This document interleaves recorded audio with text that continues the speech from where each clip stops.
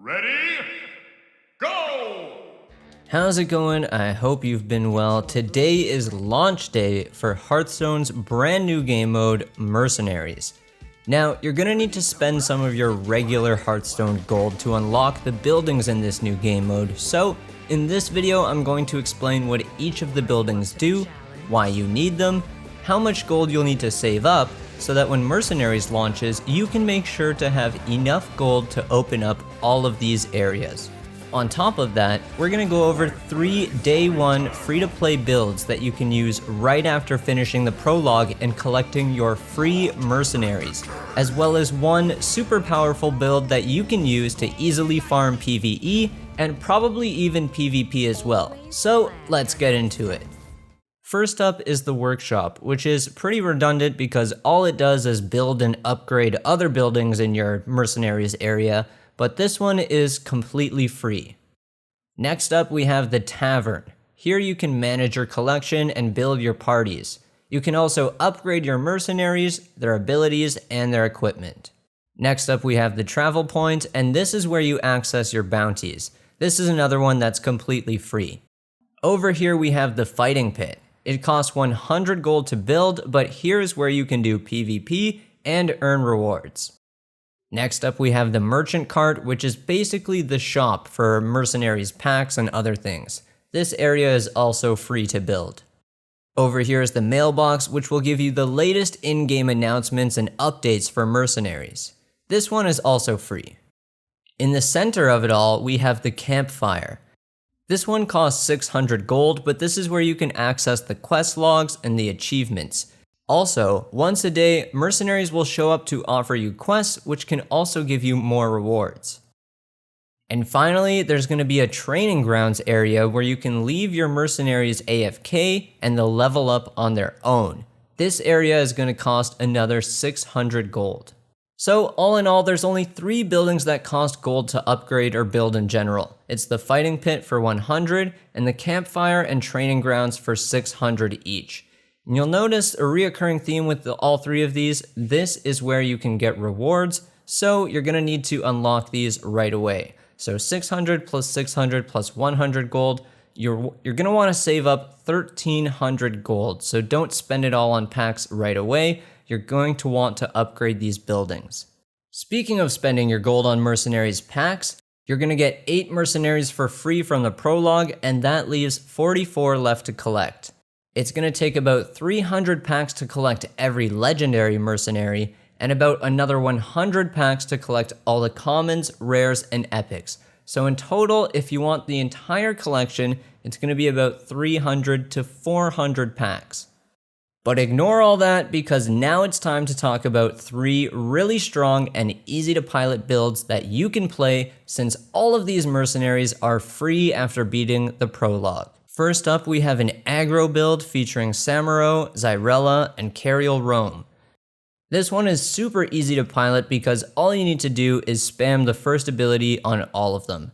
Starting with Zyrella, you want to use Blinding Luminance, which is going to deal damage to an enemy and debuff their attack. Then you want to follow up with Blademaster Samuro with the 4-speed ability coming right after. He attacks an enemy, and since it was already damaged by Zyrella, he's going to gain +1 attack and attack it again.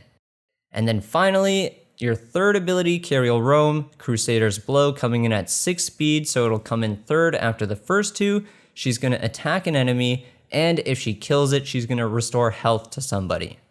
So it's a super easy, super simple build. All you have to really do is spam the first ability, and if you need that extra little bit of healing, Zyrella and Cariel Rome can both heal. When it comes to who you're going to want to heal, you want to prioritize Blademaster Samuro, keep that guy alive so he can keep double striking everybody.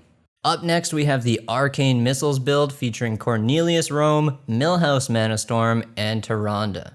This one's a little bit more tricky to pilot because it doesn't really pop off until turn 3, and until then, you're going to want to keep Millhouse alive using Cornelius Rome. His third ability, Blessing of Sacrifice, restores health to a friendly merc, and whenever it takes damage, Cornelius Rome is going to take it instead. So you're going to want to use that and try to keep Millhouse alive until turn 3. Then on turn 3, Taraj is going to use Elun's Grace, which says your next ability cast twice. And then Millhouse Manastorm is going to use Greater Arcane Missiles to shoot 3 missiles at random enemies that deal 5 damage each. Now these are just the level 1 abilities. I'll try to put the fully maxed out abilities on screen if I can find them. But with Elun's Grace doubling the damage from Millhouse's Greater Arcane Missiles, you're pretty much going to wipe everybody out on that turn 3 combo.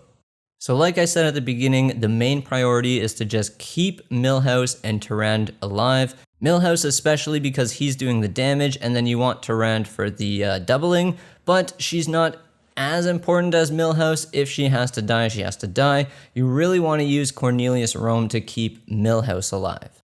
And last but not least, we have a super on-theme go-face orc build.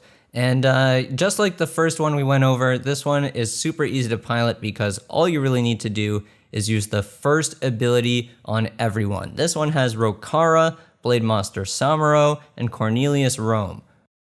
So Rokara's first ability, she's going to attack an enemy, and if you control another orc, which you do, she's going to gain some attack first. Then Blademaster Samuro is going to come in, attack an enemy, and if it was already damaged, he's going to gain some attack and attack it again.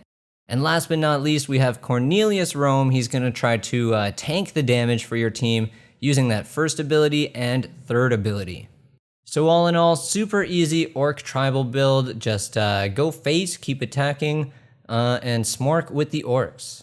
And finally, I wanted to show one more build. It's not exactly free to play because it uses Thrall, but Blademaster Samuro and Xyrella are the free-to-play heroes that you do get after beating the prologue. Well, it's 2 out of the 8 free-to-play heroes you get.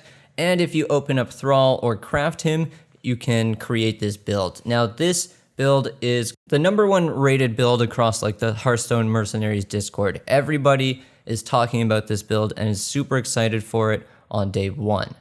So what is the build? Okay, this build is pretty similar to the first build we talked about, except it has Thrall, and you're going to want to start out with Thrall, giving your orcs +5 attack and attacking an enemy, and you're going to also want to use the Doom Hammer equipment, which will give Thrall +5 attack and Wind Fury.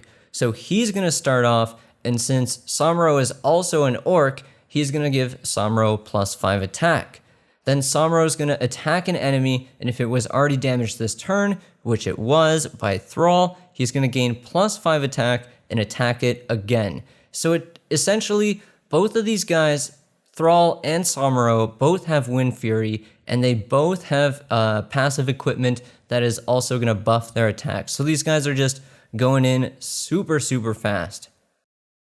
And then finally, just to kind of control the situation a little bit, we have Xyrella with the Radiant Ward equipment, which is going to add 4 more damage to Blinding Luminance and adds -4 more attack to the debuff. So what is Blinding Luminance? Well, she deals 10 damage to an enemy and gives it -8 attack this turn. So with the Radiant Wand equipment, she's going to be dealing 14 damage to an enemy and giving it -12 attack.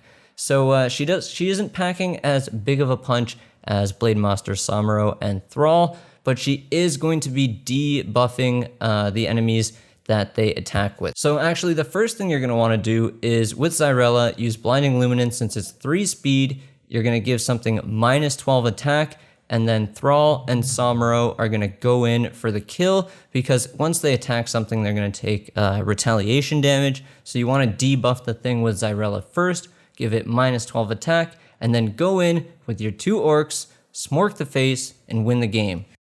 Now, the reason why everybody is talking about this build on the Hearthstone Mercenaries Discord is because these 3 are super, super effective at doing exactly what I just explained, and you don't really need anybody else on the bench as like a backup or to kind of do a secondary combo. All you really need is these 3. And the bench mercs, your other 3 mercs that sit in the background, they can be whatever mercs you want to gain EXP and coins for. Think of it as like a Pokemon EXP share. Those 3 in the back are constantly leveling up, while these 3 in the front are completely storming through all the PvE content super, super fast. So if you can craft or open up Thrall in one of your packs, definitely give this build a try. And that is it. Let me know what you guys think of these 3 free-to-play builds and this 66% free-to-play build. I'm sure after you open a couple of packs, you'll have enough to craft Thrall. So I'm sure you'll be able to try out this super powerful number 4 build we have here. But let me know what you guys think in the comments. Subscribe for more. Give this video a thumbs up. Share with a friend who's excited for Hearthstone Mercenaries. And I'll catch you guys next time.